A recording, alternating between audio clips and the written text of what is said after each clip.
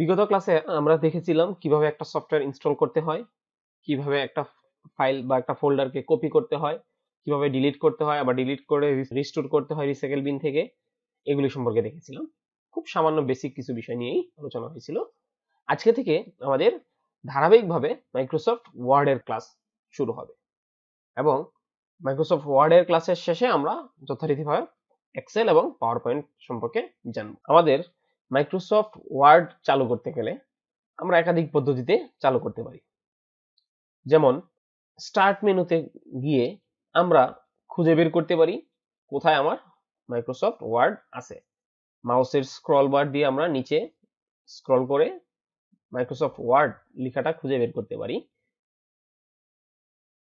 আবার যদি কখনো মনে হয় এইভাবে না সঠিকভাবে পাওয়া যাচ্ছে না, সেক্ষেত্রে স্টার্ট মেনুর পাশে সার্চ অপশন আছে, যেটা উইন্ডোজ 7-এ স্টার্ট মেনুতে ক্লিক করার পর সার্চ অপশনটা চলে আসে।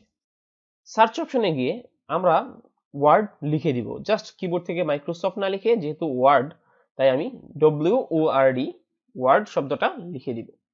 লিখে দিলেই দেখেন আপনাদের এখানে অলরেডি চলে আসছে, উপরের লিস্টের মধ্যে উপরের দিকেই চলে আসছে।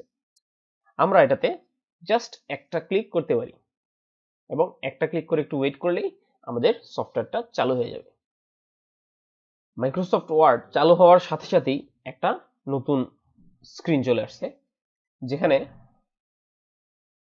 ব্ল্যাঙ্ক ডকুমেন্ট নামক একটা প্রথমে লেখা আছে এবং আমরা রিসেন্ট যে ধরনের ফাইলগুলি ব্যবহার করেছি বা রিসেন্ট যে ধরনের কাজগুলি করেছি তার একটা লিস্ট দেওয়া আছে বাম দিকে। ডান দিকে আছে বিভিন্ন ধরনের টেমপ্লেট দেওয়া। আমরা যদি সুনির্দিষ্ট এখানে যে ধরনের টেমপ্লেট দেওয়া আছে এমন কোনো টেমপ্লেট ব্যবহার করতে চাই, এখান থেকে টেমপ্লেটে ক্লিক করলেই সেই টেমপ্লেটটা চলে আসবে। যেহেতু এখন আমি প্রথম অবস্থায় কোনো টেমপ্লেট ব্যবহার করতে চাচ্ছি না, তাই ব্ল্যাঙ্ক ডকুমেন্টেই ক্লিক করলাম। আমাদের অলরেডি মাইক্রোসফট ওয়ার্ড চালু হয়ে গেছে এবং মাইক্রোসফট ওয়ার্ডের পেজটা ফ্রন্ট ভিউটা চলে আসছে। আমরা চাইলে আরেকটা পদ্ধতিতে মাইক্রোসফট ওয়ার্ড চালু করতে পারি, সেটি হচ্ছে মাউসের ডেস্কটপে মাউসের রাইট বাটন ক্লিক করব এবং নিউতে যাব, নিউ থেকে মাইক্রোসফট ওয়ার্ড ডকুমেন্ট লেখাতে ক্লিক করে দিব। মাইক্রোসফট ওয়ার্ড ডকুমেন্টে ক্লিক করার পর আমি এটাকে কি নাম দিতে চাই, আমরা ফোল্ডার যেভাবে নিয়েছিলাম অলমোস্ট সেম সিমিলার টাইপের, জাস্ট ফোল্ডারের জায়গায় এখানে ফাইল মাইক্রোসফট ওয়ার্ডের ফাইল হিসেবে আসবে। যখনই আমরা মাইক্রোসফট ওয়ার্ডের ফাইলে ক্লিক করলাম, সাথে সাথে এখানে একটা ওয়ার্ড ফাইল চলে আসছে, নামটা সিলেক্ট করা আছে। আমরা কিবোর্ড থেকে যে ধরনের নাম দিয়ে দিব সেই নাম অনুযায়ী এটা সেভ হয়ে যাবে এবং এটাতে ডাবল ক্লিক করে অথবা মাউসের রাইট বাটন ক্লিক করে ওপেন দিয়ে আমরা মাইক্রোসফট ওয়ার্ডের এই ফাইলটা চালু করতে পারবো। এইভাবে করাটা হচ্ছে সহজ এবং তুলনামূলক ঝুঁকিহীন, কারণ আমি যদি কম্পিউটারে পরবর্তীতে সেভ দিতে ভুলে যাই, তাহলে কম্পিউটার এখানে অটোমেটিকলি আপনি যখন প্রথমে নিবেন, নেওয়ার পরে নাম দেওয়ার সাথে সাথে সে একটা ফাইলটা অন্তত সেভ করে রাখবে। আর না হলে আমাদের অন্য পদ্ধতিতে হলে আগে ফাইল চালু করতে হবে, এরপরে আমাদের এটাকে সেভ দিতে হবে। আমাদের মাইক্রোসফট ওয়ার্ড চালু হওয়ার পর একদম সর্বপ্রথম উপরে থাকে ওয়ার্ডের বা আমাদের ডকুমেন্টের নামটা দেওয়া থাকে। যেমন আমার এখানে দেওয়া আছে ডকুমেন্ট 1 ডিফল্ট ভাবে দেওয়া থাকে, যেহেতু আমি এখনো পর্যন্ত কোনো নাম সেট করি নাই বা কোনো নির্দিষ্ট নাম দেইনি, সেই ক্ষেত্রে এখানে ডকুমেন্ট 1 নামেই চলে আসছে। ডকুমেন্ট 1 যেই ঘরটাতে বা যেই জায়গাটাতে লেখা আছে এটাকে বলা হয় টাইটেল বার। টাইটেল বারের নিচে আছে file, home, insert, design, layout ইত্যাদি বিভিন্ন ধরনের লেখাগুলি আছে। এই অংশটাকে বলা হয় মেনু বার। বিভিন্ন ধরনের মেনু আছে, যেমন file menu, home menu, insert menu, এগুলো প্রত্যেকটাকে আলাদা আলাদা মেনু বলা হয় এবং এই মেনুর যে বার আছে তাকেই মেনু বার বলে। মেনু বারের নিচে মেনুর উপর ডিপেন্ড করে বিভিন্ন ধরনের অপশন আসতেছে। এই অপশনগুলিকে বলা হয় রিবন। প্রত্যেকটা হোম মেনু বা ইনসার্ট মেনু বা ডিজাইন প্রত্যেকটা মেনু অনুযায়ী আলাদা আলাদা রিবন আসে। রিবনের আইকনগুলি বা রিবনের অপশনগুলি আসবে, সেই অপশনগুলি দিয়ে আমরা কাজ করতে পারবো। তবে প্রত্যেকটা মেনু দ্বারা বা হোম মেনুর হোম মেনু বা মেনু বারের প্রত্যেকটা মেনু অনুযায়ী আলাদা আলাদা ভাবে রিবন পরিবর্তন হয়। যেই জায়গাটাতে আমরা লিখি বা লিখতেছি বা লেখার যেই জায়গা আছে এই জায়গাটাকে, ফাঁকা জায়গাটাকে বলা হয় ফিল্ড।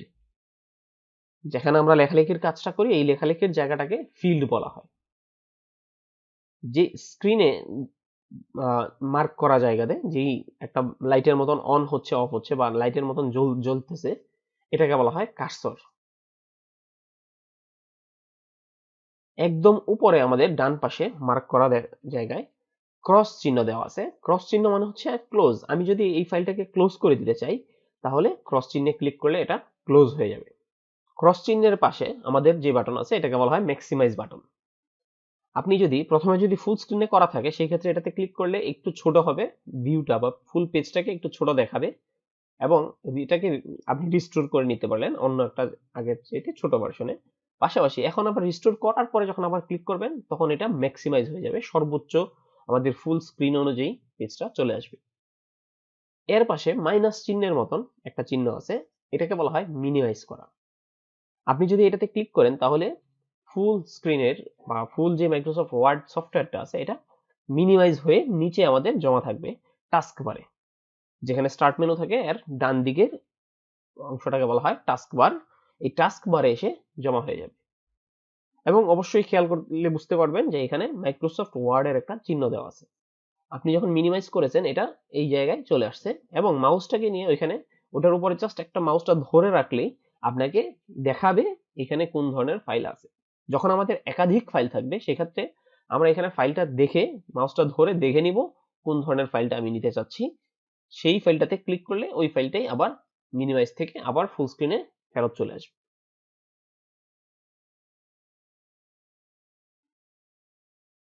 মাইক্রোসফট ওয়ার্ডের সর্বপ্রথম উপরে যে অংশটা আছে মেনু বারের সর্বপ্রথম অংশের নাম হচ্ছে ফাইল মেনু। আমরা যদি ফাইল মেনুতে যাই তাহলে বাম দিকে যে অপশনগুলি আছে প্রথমে আছে ইনফো। ইনফো থেকে আমরা এই মাইক্রোসফট ওয়ার্ড সম্পর্কিত বা যেই ডকুমেন্টটা নিয়ে কাজ করতেছি সেই ডকুমেন্টটা কোথায় আছে বা এটার সম্পর্কিত ইনফরমেশনগুলি এখানে পাওয়া যাবে।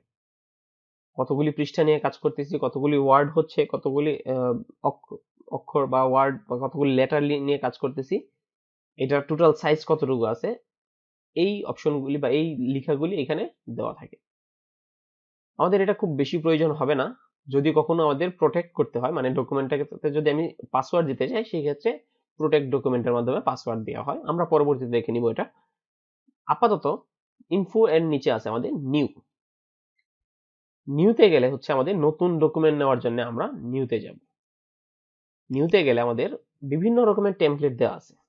আমরা যেমন ধরনের টেমপ্লেট নিয়ে কাজ করতে চাই সেই ধরনের টেমপ্লেটে ক্লিক করে ওই টেমপ্লেটটাকে মডিফাই করে কাজ করা যাবে। আর যদি কেউ সরাসরি এখান থেকে কোনো ধরনের টেমপ্লেট ইউজ না করে নিজের ইচ্ছা মতন সাদা পেজ নিতে চান তাহলে ব্ল্যাঙ্ক ডকুমেন্ট লেখাতে ক্লিক করতে হবে।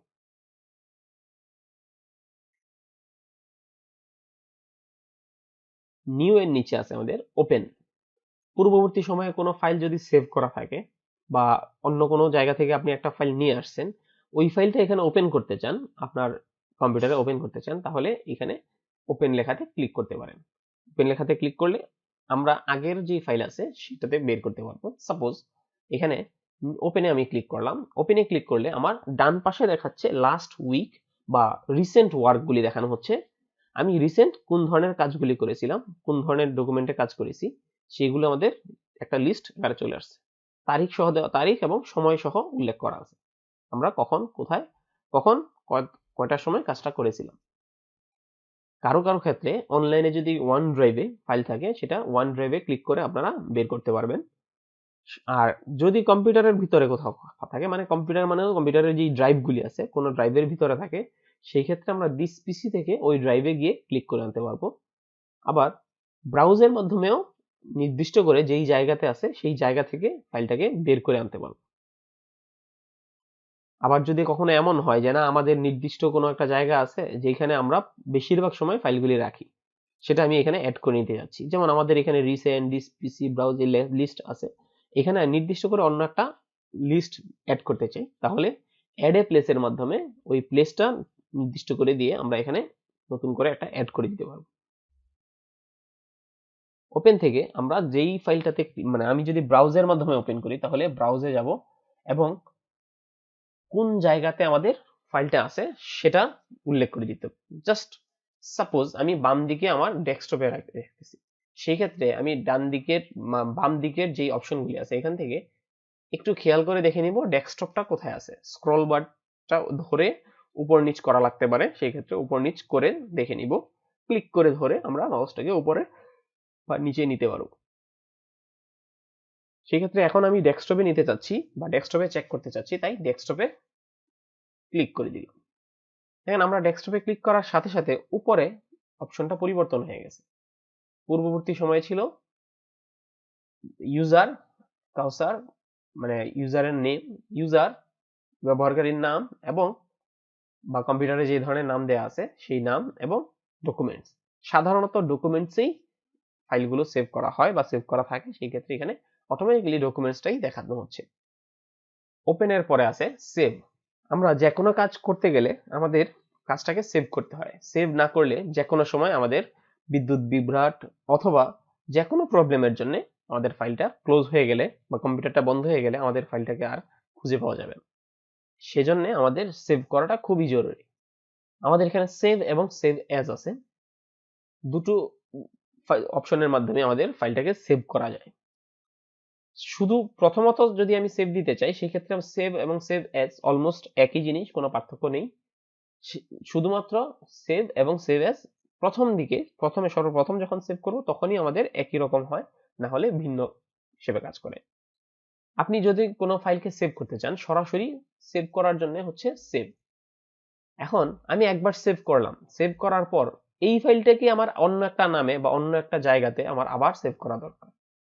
সেই ক্ষেত্রে আমাদেরকে সেভ অ্যাজ দিয়ে অন্য জায়গায় বা অন্য লোকেশন বা অন্য নামে সেভ করে নিতে হবে।